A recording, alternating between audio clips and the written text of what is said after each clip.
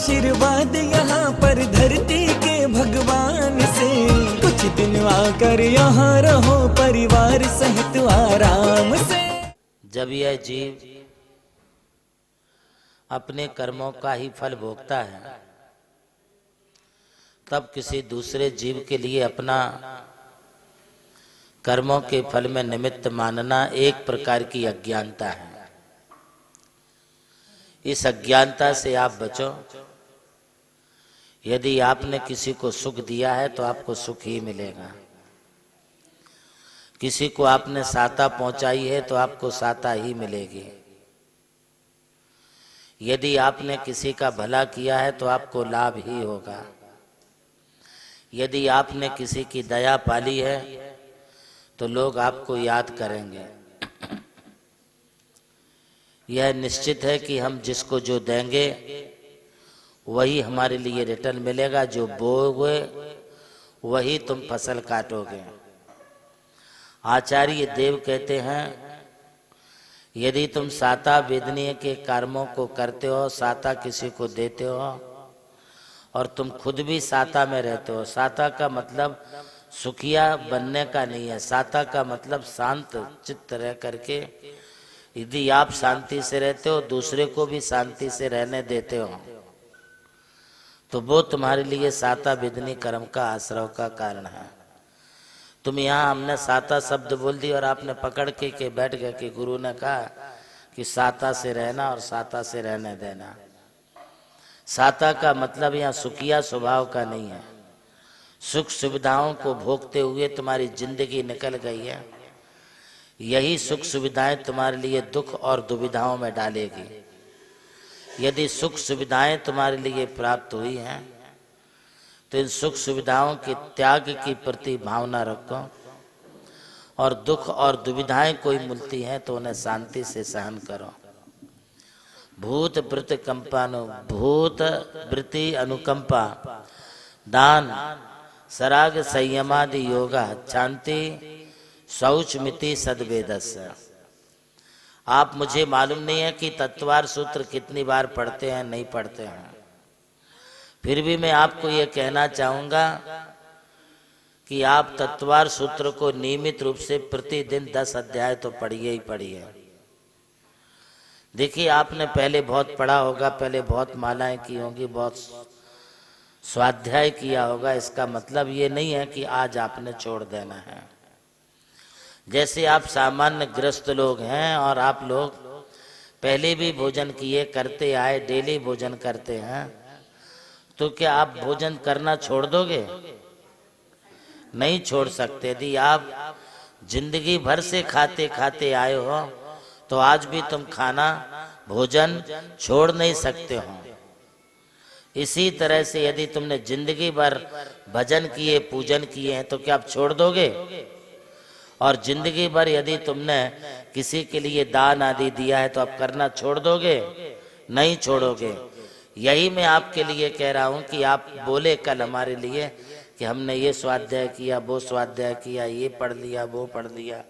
भैया ये बताओ, इसका मतलब ये है कि तुमने अभी पढ़ना छोड़ देना है?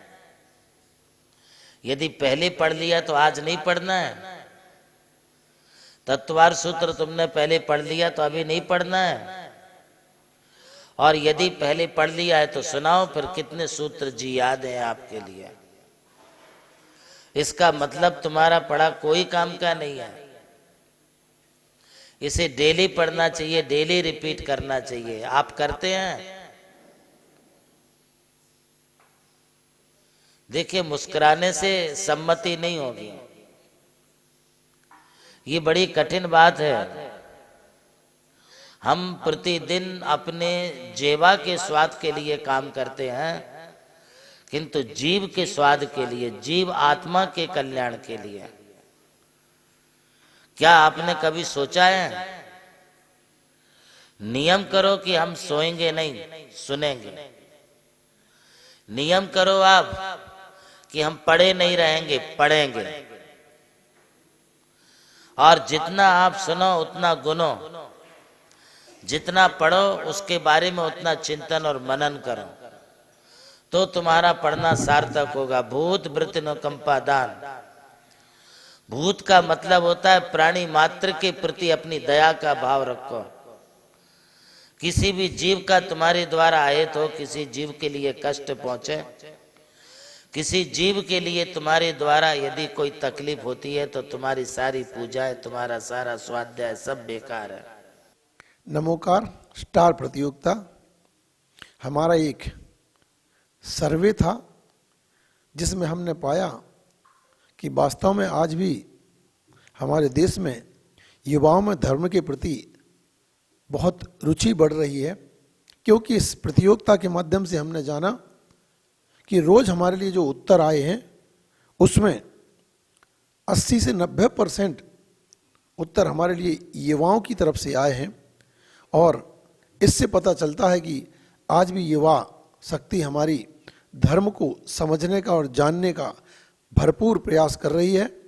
और आपने ये जो रुचि दिखाई है ऐसे ही आगे भी आपके लिए इसी प्रकार से हम नमोकार स्टार प्रतियोगिता के माध्यम से धर्म की बहुत सारी जानकारी उपलब्ध कराते रहेंगे और आप इसी प्रकार आगे भी भाग लेकर के इस प्रकार से अपने ज्ञान को वृद्धिंकित करते रहें। यही हम लोगों का जो उद्देश्य है कि जन जन तक, घर घर तक धर्म की भावनाएं पहुंचाने का परम पूज्य आचार्य श्री देवनंदी महाराज जी ने जो भरसक प्रयास किया है, ये जो उपक्रम किया है, ये आपके ज्ञान की वृद्धि हमेशा करता रहे। इसी प्रकार से इस नमोकार स्टार प्रतियोगिता में आप हमेशा भाग लेकर के अपने इस ज्ञान को आगे बढ़ाते रहें, यही भावना मैं आप सबके लिए व्यक्त करता हूँ।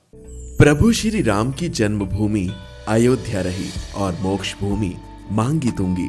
इसी यात्रा में उनके चरणों की रथ से पावन हुई ये भूमि राम टेकड़ी, जहां अनादि निधन महामंत्र नमोकार को समर्पित दिव्य तीर्थ का निर्माण हुआ। नमोकार तीर्थ जो स्थित है नासिक जिले की चांदवड़ तहसील के ग्राम मालसाने में, परम पूज्य गणाधिपति गणधराचार्य श्री कुंतु सागर जी महाराज के उत्तराधिकारी शिष्य परम पूज्य सारस्वताचार्य देवनंदी जी महाराज ने कई तीर्थों के जीर्णोद्धार के पश्चात एक ऐसे तीर्थ की परिकल्पना की कि जहां के दर्शन मात्र से ही जैन धर्म का ज्ञान हो सके, जिसके विशाल प्रांगण में प्रवेश करते ही दर्शन होते हैं विश्व के सबसे ऊंचे समोशरण के 108 फीट ऊंचा यह समोशरण बोलता हुआ समोशरण होगा जो आधुनिक टेक्नोलॉजी पर आधारित होगा। इसकी परिक्रमा आप मिनी ट्रेन और नौका विहार के माध्यम से भी कर सकेंगे। समोशरण में भूतल पर कलिकुंड पार्श्वनाथ भगवान और पद्मावती माता के 24 स्वरूप विराजमान है। प्रथम तल पर चंद्र प्रभु भगवान की 32 फीट ऊंची अति मनोहर पद्मासन प्रतिमा विराजमान है। विश्व के सबसे ऊंचे पंच परमेष्टि के 51 और 31 फीट की प्रतिमाएं भी यहाँ पर स्थित हैं। साथ ही जैनागम के महान गुरुओं को समर्पित अति सुंदर गुरु मंदिर है। ध्यान कक्ष, ग्रंथालय, संत भवन, 22,000 स्क्वायर फीट का विशाल पिलरलेस हॉल और 200 से अधिक कमरों की धर्मशाला, भोजनशाला, समाज जन हेतु कम खर्च में मांगलिक आयोजन के लिए मंगल कार्यालय और आगामी योजना में है जैन नॉलेज सिटी। और इस भूमि पर आकर आपको अनुभव होगा नमोकार केवल एक तीर्थ नहीं, एक दिव्य अनुभूति है। वो अनुभूति आपकी भी प्रतीक्षा में है। अरे लूट लो आशीर्वाद यहाँ पर धरती के भगवान से, कुछ दिन आकर यहाँ रहो परिवार सहित आराम से।